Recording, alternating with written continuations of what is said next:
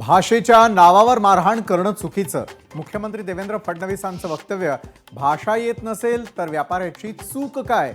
फडणवीसांचा सवाल. शक्तीपीठ महामार्गाच्या विरोधाबाबत मुख्यमंत्री फडणवीसांचं वक्तव्य. शक्तीपीठ महामार्ग व्हावा ही सरकारची भूमिका. शेतकऱ्यांना समजावून सांगू. उद्याचा ऐतिहासिक दिवस राजकारणात नवा बदल घडवणारा असेल.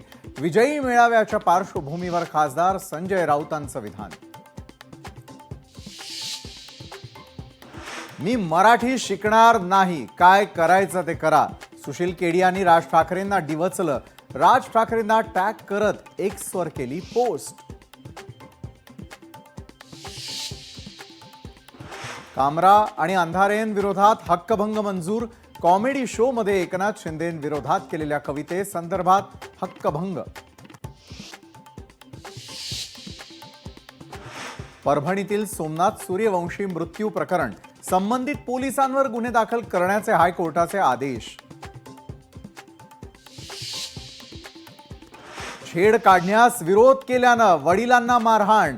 जालन्यामधील संतापजनक प्रकार समोर. मारहाण करणाऱ्या 9 आरोपींविरोधात गुन्हा दाखल.